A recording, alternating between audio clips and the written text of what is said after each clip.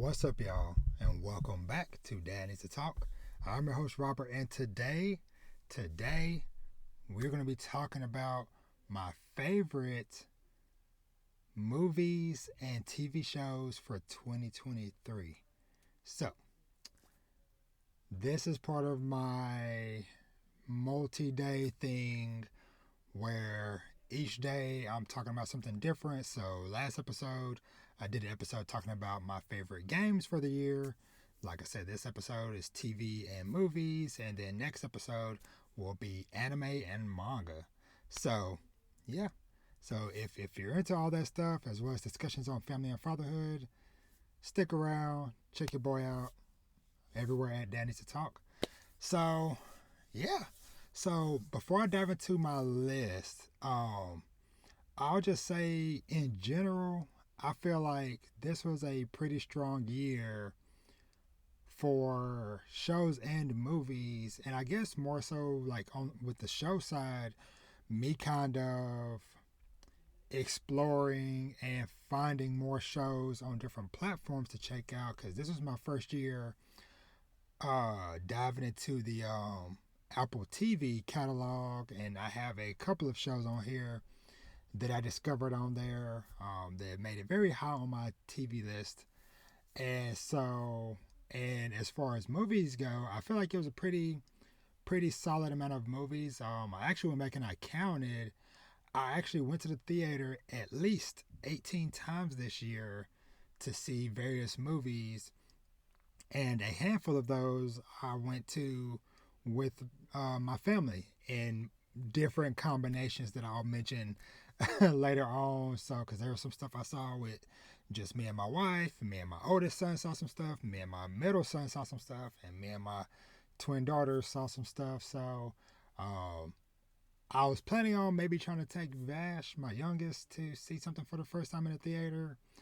Because there was like a what was it, the Paw Patrol movie, but I can't remember what happened. Just life and stuff happened around that time, and we weren't able to make it. So, but hopefully next year there might be maybe something I can, see if I can get him contained and sat down long enough for a movie of sorts. But yeah. So like I said, overall, I feel like this was a pretty strong year. Um, I'm probably not gonna spend like super long time going over each of these things or whatever, because more than likely most of the stuff I'm gonna talk about, both movies and TV shows, I've done separate reviews for most of the stuff I'm gonna talk about. So if you're interested in more in-depth thoughts on a lot of this stuff, whatever, then check around either on my YouTube channel or on podcast feeds for these respective episodes. So yeah, so I think I'm gonna start off with movies because even though this is a little bit longer list, I think I'll be able to kind of just like give just like quick thoughts on these versus the TV shows.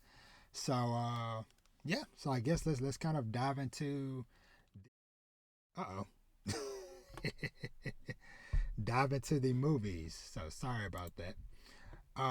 So I did my best to put these in as smooth as an order as possible. So I'm gonna go with my number. I think I did 10. Yeah. So my number 10 on this list is gonna be John Wick 4. Now, this is one I saw maybe like a good month or so past its initial theatrical run, just because I can't remember what was going on around that time, but probably busy with life or my kids' sports stuff, whatever. I just wasn't able to make it out on time to see it. But just like all the other John Wick movies, it is pretty much at this point, 4 movies in, you kind of know going in that this is going to be a just action packed, adrenaline filled, multiple hours of just ooh and ah, and just seeing just all the crazy and unique ways John Wick is taking out all these people, killing them and stuff. So honestly, I don't go to these movies for anything more than that. But overall, it was a really solid movie. But like I said, I don't really go to it for much more than just shut off my brain, watch a bunch of very well choreographed fight scenes and stuff, whatever, with some pretty cool looking characters. So yeah, so that's my number 10, John Wick 4. Now, number 9 is one that I saw recently. This is and I think I have no, actually no, I haven't talked about this on the podcast in depth yet because that's something I'm planning to do early next year in conjunction with something. But that'll be The Iron Claw, which is based off of a true story on the wrestling family, the Von Erichs. Now, this movie was so gut wrenching in so many ways because I knew going into the movie that the history of the Von Erich family was one filled with just a path of just devastation and sadness and stuff like that. But actually getting to watch this movie and see the events of what all happened just kind of hit so much harder, especially because I didn't know, but the Von Erich family and a lot of it took place or kind of is based here in the Dallas Fort Worth area. So I live in DFW Metroplex here in Texas, and the Von Erich family live in the Dallas area. But I think they were mainly up in the Denton area. At least that's where their house and stuff was. So, but yeah, so like I said, pretty much this was just 2 hours of just pain and sadness. Just watching, cause pretty much, and this is something I don't mind spoiling too much, or whatever. But just because it's based off of a true story and stuff, but the fact that like out of all the Von Erich siblings, only one is kind of left standing by the end, which was just like I can't even imagine being the one left, and like I said, just all the tragedy that happened in that movie. So, but yeah, like I said, that is one that I highly recommend checking out. Cause like I said, it's just a really good story as both a little bit because I grew up watching wrestling and things like that or whatever. I don't really watch it so much now, but getting some historical background stuff from the wrestling side, but then also as a family person myself, seeing, this father kind of pushing his sons and pushing his family to the extreme and the expectations and stuff that kind of led to. So, but yes, so the Iron Claw is my number 9 movie. All right, so number 8 for me is going to be Guardians of the Galaxy 3. Now, this is one I saw this with my oldest son. Majority of a good amount of the Marvel movies, he goes and watches with me for the most part. When our schedules kind of line up and we both can get free. But I don't have too much to say on this one aside from just the fact that it was a great send off for the Guardians. Now, I'm not like a super crazy heavy comic book nerd, but I have seen all of the MCU movies and I think all of the TV shows. There might be maybe one that has eluded me, I think, but I think I've pretty much seen it all.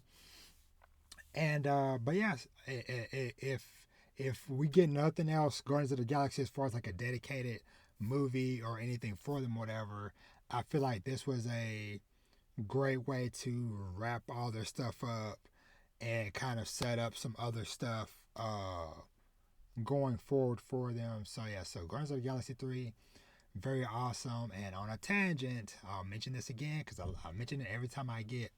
If you enjoy the Guardians and you're into video games, check out the Marvel's Guardians of the Galaxy video game that came out a couple of years ago. That game was super dope, super fun. I did a whole episode discussion on that, a couple episode discussions on that a couple years ago, so go dig those up or whatever. But I just gotta recommend that since I'm talking about this movie. If you enjoy these characters and this kind of world and stuff, go check out that game as well. All right, so this was 7. So number 7, I'm kind of doing a little slight cheat, but hey, this is my show. I do what I want to do. Uh, it's kind of a double header tie because both of these movies I got to go see with my twin daughters, and that is Barbie and the Little Mermaid live action movies. Now, I'll speak on Little Mermaid first. So Little Mermaid and I think did we do a review together on Little Mermaid? I think I had my daughters on the podcast to talk about Little Mermaid back then. But I'll just say that was just a special moment for me as a family because, I grew up watching all the classic Disney movies as a lot of us did. And my daughters, of course, love all that stuff too. And so not only the fact that they were doing a live action thing, whatever, which those are kind of being with some of that stuff, Aladdin and Lion King and different stuff, whatever, like that. But it was very important because of just the impact for them seeing, and I believe I'm getting her name right, hopefully, Halle Bailey, seeing her, somebody that looks like my daughters, like they love her singing and stuff, and they also enjoyed past shows and stuff that her and her sister were in back in the day. So getting to just go watch and experience that movie with them was something very special to me. And just hearing her sing those classic songs and stuff just like washed over me in a way, just sent chills down my spine, and it was just truly a beautiful thing to experience. And then the Barbie movie, that was something kind of different because I wasn't really sure like what to expect with that going in.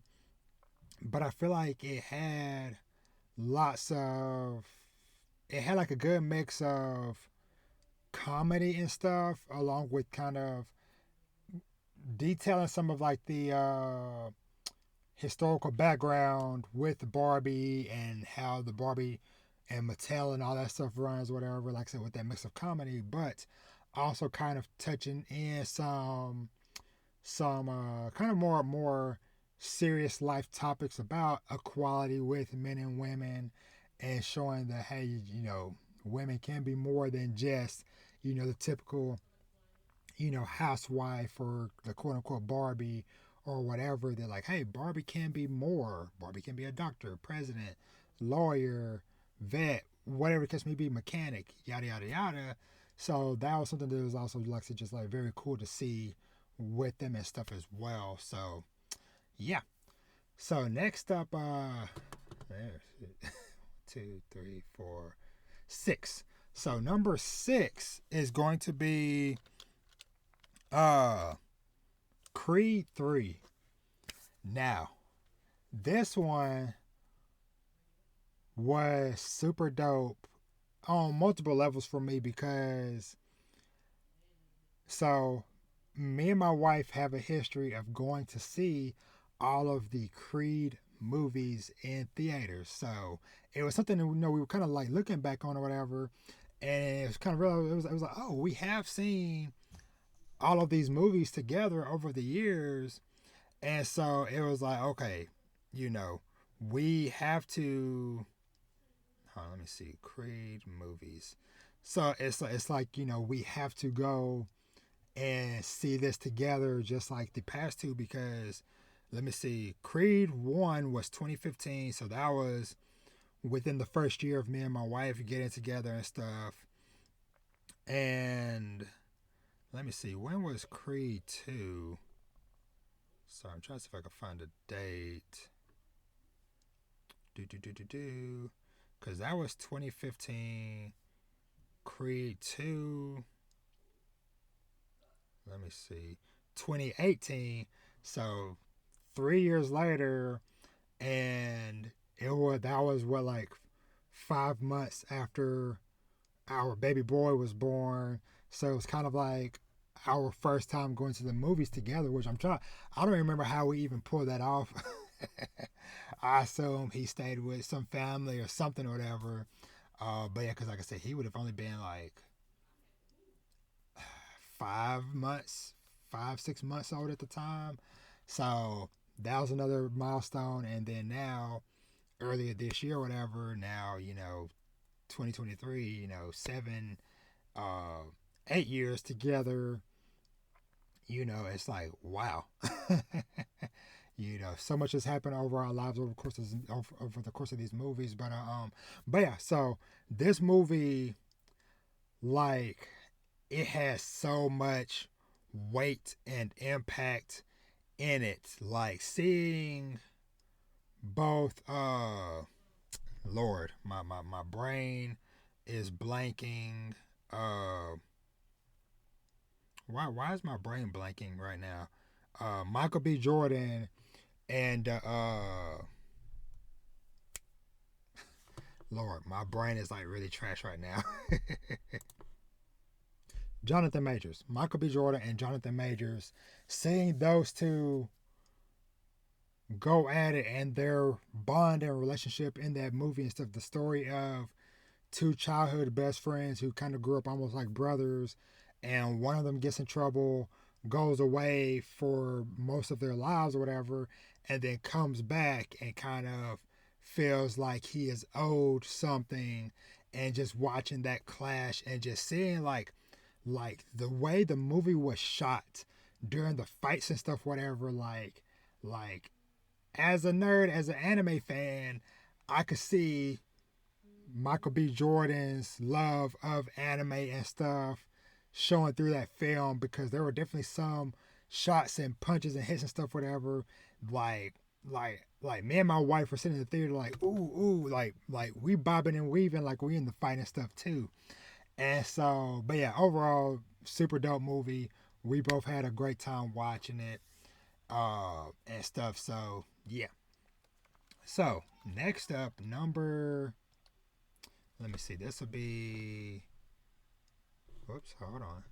Did my mic mute? Okay, no, sorry, I had to make sure. Let me see. 1, 2, 3, 4, 5. So number 5 is going to be Spider-Man Across the Spider-Verse. Now, this movie, this one and the next one I'm gonna talk about, I got to see with my middle son, who's he was 10 at the time, he's 11 now. It was just such a dope movie, because I really enjoyed the first Into the Spider-Verse movie that came out some years back. And so seeing them come back to this and just kind of like literally ramp things up a whole other level was truly a sight to behold. And I just love seeing so many references of Spider-Man stuff that I do know and stuff that I don't know. So them pulling all these different variants and variations of Spider-Man across all the many years of the comics and stuff, whatever, was really cool to see and stuff. So, and like I said, it was just like really cool to watch that with my son. And same thing with my number 4, which is Teenage Mutant Ninja Turtles Mutant Mayhem. Now, this one, so my son, he didn't really, I don't think, from my knowledge, I don't think he has too much personal history and connection with the Ninja Turtle stuff, whatever. But this movie was done so well, because first of all, like, the art style that they chose for this movie is so unique, but really fits with the characters and the story and the vibe and stuff of this movie. Because I remember when I first saw like the first trailers for it, immediately I was like, that looks very different and very interesting and stuff. And then the kind of like added kicker to it was the like star-studded voice cast. You had Seth Rogen, you had Ayo Edebiri, who I'm talking about another show that she's in, The Bear. It was kind of like I saw her in a lot of stuff this year, which was awesome. But yeah, those two, Jackie Chan, John Cena, Ice Cube, Post Malone, Giancarlo Esposito, Paul Rudd, like so many people um, who I enjoy their works from various other places all coming together in this. And it was so dope, and them having it was kind of like the perfect blend to where it was a fun movie for my son and new people who aren't too familiar with this world and this franchise, but then seeing like all the other references that they sprinkled in there, like they had Donatello had on a JoJo's Bizarre Adventure hoodie and stuff, and they referenced Attack on Titan, which my son. So my son that went with me, my middle son, he's the one that he's into anime and stuff as well. So he got some of the references and stuff like that. One of my favorite moments was when Superfly came out to the literal song I'm Superfly was so dope. But yeah, overall, super, super awesome and fun movie. And I look forward to hopefully them doing another one. Now, getting to the home stretch for the movie stuff. So, coming in at number 3 for me is going to be Blue Giant. Now, Blue Giant is a animated movie based off of a manga. Now, the manga for this is one that since the very start of this podcast, and I started physically collecting manga and stuff, Blue Giant is a series that I always wanted to get into and to check out, because every time I go into Barnes and Nobles or Books A Million or whatever bookstore, and I see those covers of the series, just like those like thick black books with just like a blue silhouette with the text in blue saying Blue Giant, and then the main character there with his saxophone or whatever, I was like, this just speaks to my heart and my love of stuff like this, like anime that I've talked about before, like Kids on the Slope and stuff like that. But when I heard that they were doing a movie for this, I was like, perfect. This would be perfect. And I gotta say, this movie, like, hit my soul in such a strong way. Because, like I said, just like Kids on the Slope, a very emotional journey seeing this young guy chasing his dreams of wanting to become playing his saxophone and become a jazz musician and stuff like that in Japan, and then working towards the bigger goal of getting known worldwide, and just seeing his journey and the people that he meet along the way, the friends and connections he make with his band, and the trials and tribulations that they go through, and just me thinking back on that movie right now just makes me want to go and watch it again.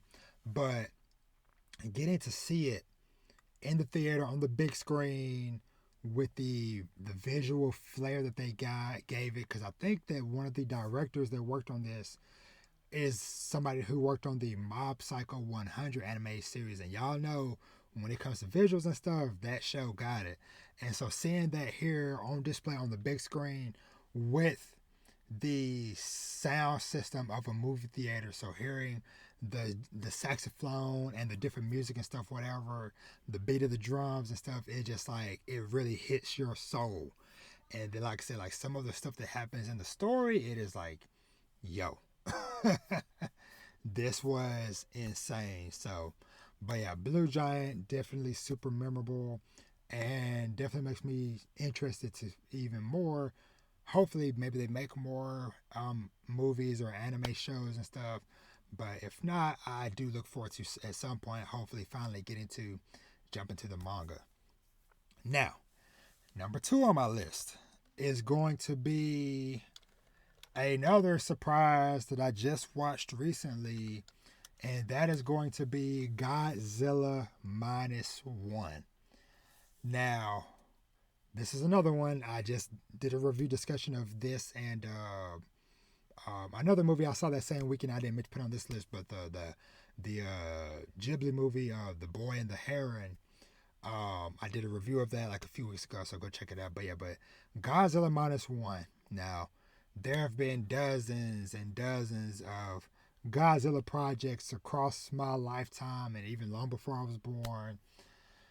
And so I've enjoyed some of them here and there. Of course, I have not seen all of them. I've seen some here and there over the years, but something about this one and the way people were talking about it made me be like, okay, maybe I should take some time and go and see this. Especially when I saw it was going to be just like a limited theatrical run. I was like, okay, I got to give this some time. And man, I am so glad that I did, because the seeing the human connection that they tie in with Godzilla across this movie that takes place across several years of this person's life was super cool.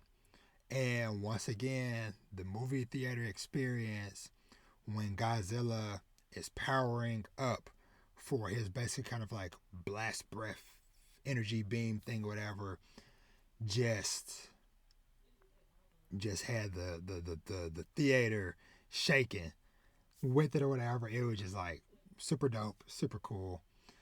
So yeah, and thus brings me to my number one movie that I enjoyed this year. Now, this is one I wasn't too sure about going in. Now, I had a feeling I would enjoy it just because it was it's a Christopher Nolan film. He usually does really good with those movies and stuff, whatever. So, but the subject matter, I was like, I don't know. But I was interested in just because of the historical aspect of Robert J. Oppenheimer, the guy who is kind of seen as the father of the atomic bomb.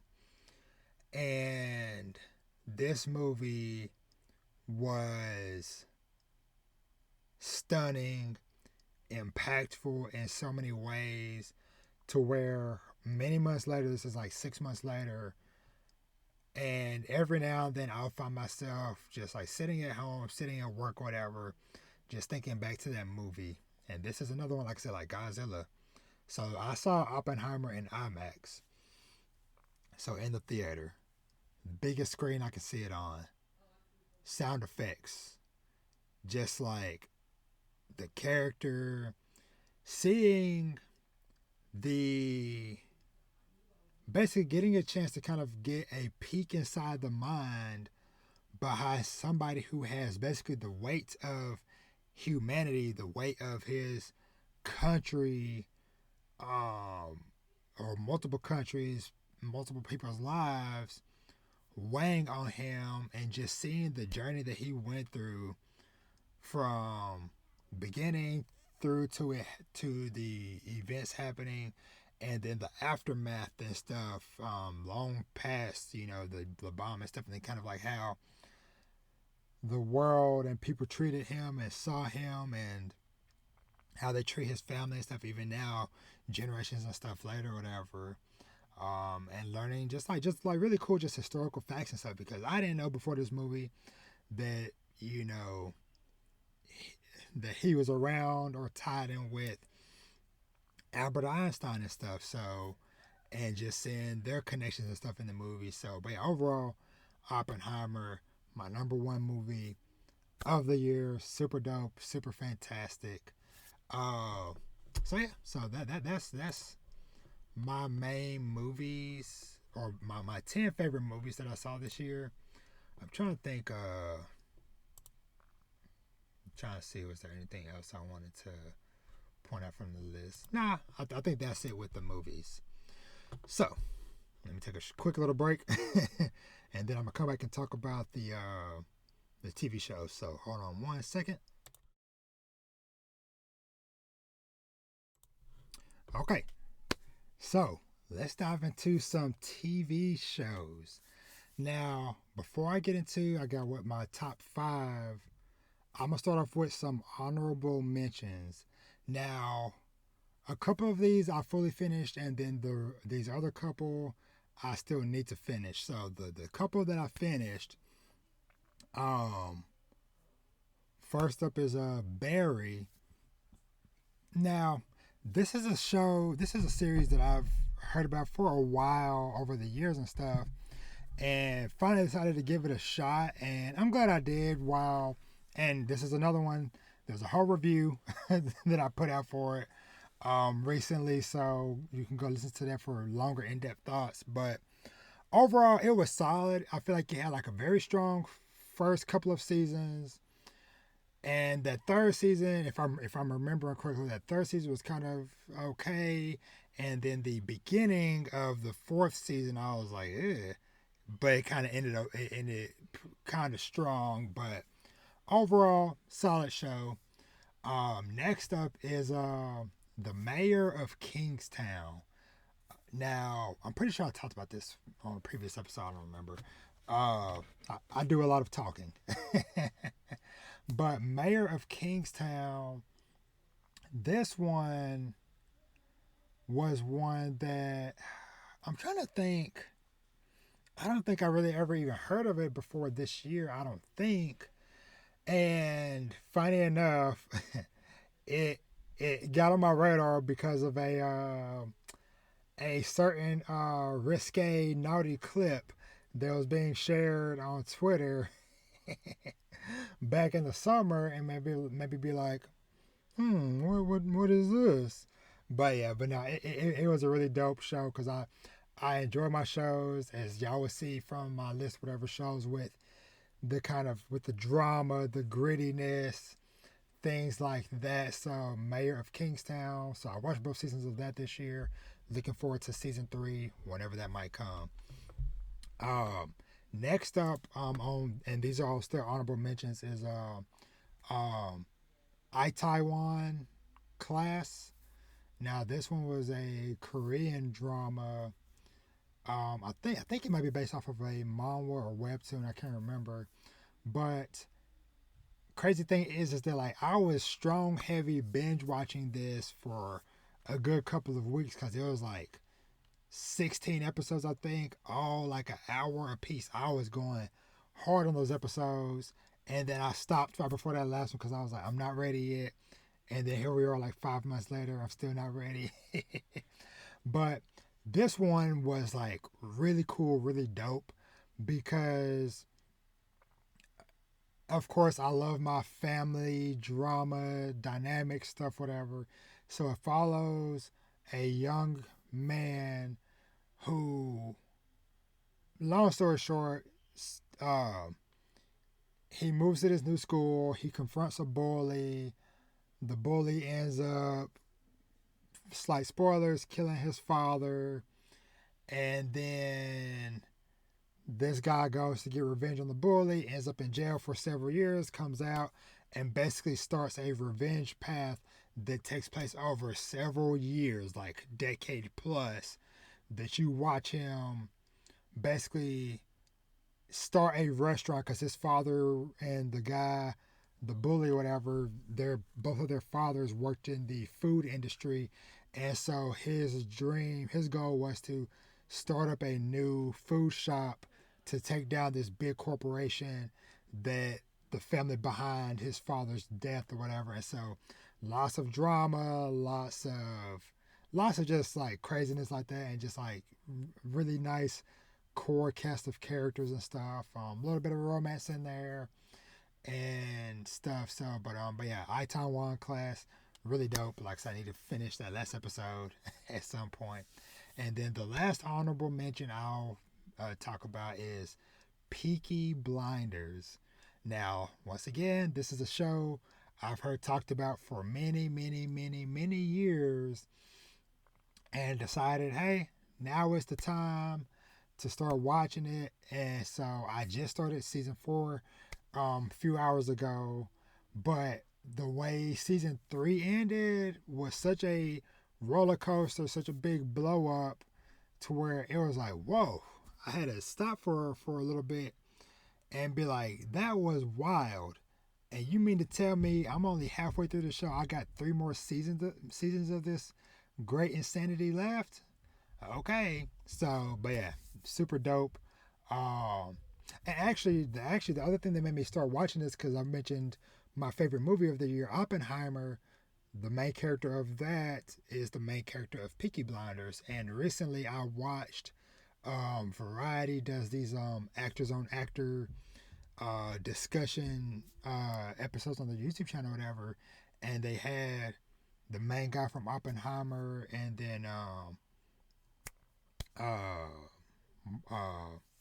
Margot Robbie from Barbie or whatever, discussing about each other's film and past works, and she was talking to him about a lot about Peaky Blinders, and so I was like, you know what, maybe it's time for me to go ahead and start that. So, but yeah, so those are my 4 kind of honorable mentions I wanted to toss out and stuff. So, and you know, I'll also give a quick shout out to the Adventure Time spinoff, Fiona and Cake, because that ended up being so much more than I was expecting it to be, and I didn't realize it was going to be pretty much a full on continuation sequel to Adventure Time. So like, yeah, like there was like a lot of references and a lot of clear stuff that like, no, this takes place after Adventure Time. So if you love Adventure Time, you gotta watch Fiona and Cake. But yeah, so lots of other cool stuff. But let's go ahead and dive into this top 5. Now, all 5 of these I have done separate in-depth discussions. So if you're looking for longer discussions on each of these, go seek out each of those discussions. So let's start off with number 5 would be The Bear TV series. And so crazy thing is that like, so the main character of the bear, the actor who plays him, is also in the Iron Claw movie that I saw that I talked about earlier too, or whatever. So, but yeah, so this basically follows a basically a guy trying to run his family restaurant. So he went off, became a big name chef in the world, overseas and stuff, whatever, or in a big city.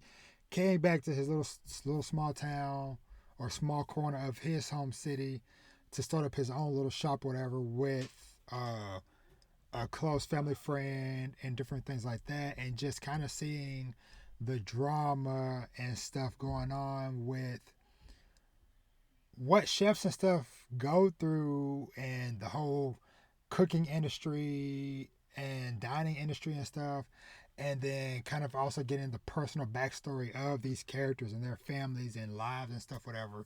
Super dope show. Like I said, I had a super fantastic conversation with Steve and Rob J. So go check out that full discussion for that. So next up, number 4 is going to be The Last of Us TV series. Now, I have a very strong love and connection for The Last of Us video games, and so when it was announced that not only was this getting a series, but it was getting a HBO series, it was like, okay, hey, we need to sit up in our chairs and take notice. And I will say this was one of the first times in a long time where it felt like appointment TV for not just me, because of course, there's lots of stuff I'll, tune into every week when they're coming out, like, House of Dragons and different shows and stuff like that. But it's rare when it's something that multiple people in my house are looking forward to. And so this was something that me and my wife watched together every Sunday, and our oldest son, because he's older now, whatever, he's 15 now. So, and he had played the first Last of Us game maybe like a year or 2 back, like right when he turned 13 or whatever. Finally let him play it or whatever, and he really enjoyed it. And so, yeah, like every week, like we having discussions about it as a family and stuff. And my wife is also a big fan of the games. Like she's played it multiple times, and she, matter of fact, started playing it again around the time that the show was going on, because she still hasn't played 2 yet. But yeah, like this was a great adaptation of the game, to where it stayed true in certain parts where it needed to, but then they also took liberties in other areas to make a better sense and fit for it being a TV format versus a video game. And so, yeah, they knocked it out of the park, and I look forward to seeing them do the next couple of seasons and stuff, because I'm pretty sure they're gonna. I think they already said that they're gonna split up the second game into seasons 2 and 3. So I'll be curious to see how they kind of handle some of those events and stuff. So, but yeah.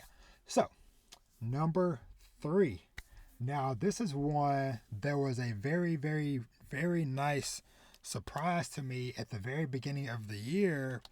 Now I'm not like the biggest Star Wars fan. I've enjoyed watching some of the movies and some of the other shows and stuff. I loved playing the Star Wars Jedi games, because I talked about that in the last episode with Jedi Survivor that came out this year. But yeah, earlier this year, I'm trying to think. I think I might have been home sick or something. For some reason, I was like stuck home. Maybe it was like a winter storm or something like that. But whatever the case may be, or whatever, I was home for a period of time, and just kind of like, okay, like what do I want to watch or do or whatever. And I remember hearing people talking about Andor at the end of last year, and so I was like, you know what? Let me just give this a shot. And this is my type of show. A little bit more grounded, following kind of like a thief smuggler guy on a little bit like a smaller scale story. And I thought it was super dope. I liked the main character dude, and like I said, I just like really enjoyed the different little missions and scenarios that he found himself in. But yeah, Andor, super dope, super great. Like I said, if you're kind of like a surface level Star Wars fan like myself, this is one that you probably want to check out as well. All right, so number 2 uh, is another show that I heard a lot of people talking about the last year or so, and this is one that I would just say, and I said it at the beginning of my review that I did. This is one that is highly recommended going in knowing as little as possible, and that is Severance. Because once again, as like I said, you can kind of tell with a lot of the shows and movies and stuff, whatever. I love my dramas. I love my thrillers, especially.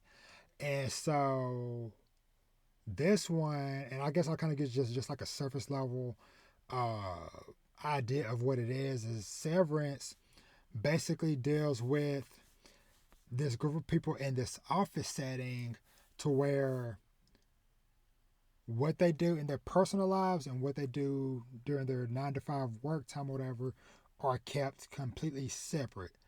And what I mean by that is that there is a device in their head, and this is kind of like as deep as I'll go with spoilers, but there's a device in their head that they get implanted in their head, to where when they get in the elevator to go to work, it kind of flips a switch in their brain, to where they only know life inside the office. So your office personality, all you know is that, hey, you start your morning walking off of the elevator, and then you end your day walking onto the elevator, and then the next day you come back, you're walking off, but hey, you got a whole new set of clothes. If you have a bruise or injury or broken arm, you won't know what your outside self did or whatever. So it kind of creates like two separate people, so to speak, whatever. But it was super intriguing, super interesting to watch. So yeah, so number 2, Severance. Like I said, check out my Severance review for more on that. But like I said, highly recommend just diving into it if you're into giving stuff a shot on a whim. So that is definitely one I highly recommend. And then my number 1 show that I watched this year is going to be Uh, whoops. Silo. Now, Silo, another kind of like, this is definitely more like a post apocalyptic sci fi drama type of situation to where all of humanity, something happened a long time ago where the surface is supposedly uninhabitable. And so all of humanity has gone underground to live in these like 40 something story underground silos. Think of it kind of like Fallout, like the Fallout video games where they're in these vaults. But yeah, so pretty much humanity has lived in these silos for maybe like a good couple hundred years. Maybe nobody 100% knows, or the common knowledge is not known. And so you kind of start off following this sheriff and then this engineer lady who are basically trying to. It starts off them kind of trying to solve some deaths and stuff that kind of happen, and then it kind of leads to a bigger unwinding of mysteries of, okay, what is really the situation, what is really going on with the silo and the people up top and different things like that or whatever, and who is really running the show and all this type of stuff. So but yeah, that one was so good, and I look forward to, and that is one that also like really kept me on my toes all the way through. Like every time I'm like, okay, I think I know what's going on, and then you know they'll twist and turn in a good way, and then kind of keep you guessing and surprising. And when you think you know the truth or know what's going on, it's like, okay, nope, that isn't true, or maybe there is a bit of truth in what you're thinking. So, but yeah, so that's it for my favorite TV shows and movies. So once again, I'll run through a small recap of things. So, top 10 movies were John Wick 4, The Iron Claw, Guardians of the Galaxy 3, uh, Barbie slash Little Mermaid, Creed 3, Across the Spider Verse, Teenage Mutant Ninja Turtles Mutant Mayhem, Blue Giant, Godzilla Minus One, and Oppenheimer as my favorite movie. And then for TV shows, my top 5 were The Bear, The Last of Us HBO series, Andor, Severance, and my number 1, Silo. So there we have it. That is my favorite TV shows and movies for the year. Let me know what is some of y'all favorite stuff that y'all got to watch this year. Do y'all have any recommendations for stuff that that you didn't hear me talk about or whatever? Please let me know.